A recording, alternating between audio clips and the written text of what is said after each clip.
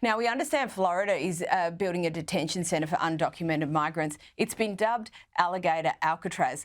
It appears to be working politically very well for DeSantis. There is some blowback. Take a look at this.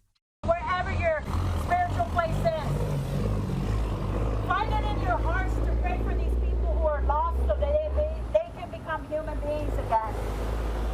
Because if they're human beings again, this will stop. There's always a protest, but, you know, this is what people in the US voted for. What is the broader sentiment in Florida around the construction of this detention centre?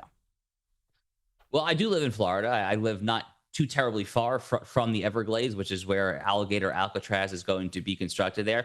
Look, this is a brilliant move by our amazing governor, Ron DeSantis, our amazing young attorney general, James Uthmeyer, who was formerly the governor's chief of staff. Now he's our attorney general there.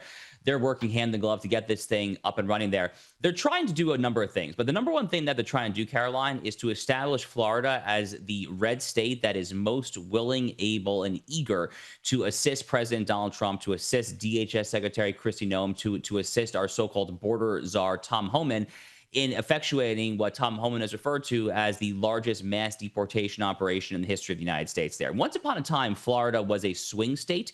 This is the state that decided the 2000 presidential election. Once upon a time, Florida was a state actually that, although people here didn't want to talk about it, there were a lot of corporations that benefited from illegal alien labor. All of that has changed under Governor DeSantis. Governor DeSantis is many things. He's a brilliant leader, a brilliant statesman.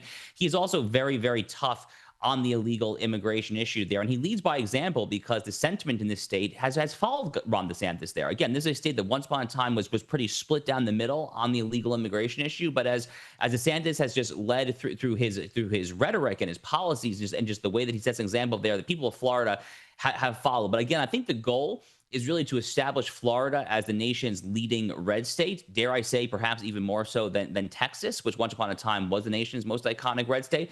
But regardless of how you split it, whether it's Texas, Florida, Tennessee, Arizona, whatever it is there, this is very healthy red state competition. Basically, red states essentially trying to out-conservative each other, all trying to kind of win, you know, the ultimate favorable glance of President Donald Trump. It's a very healthy competition, I think.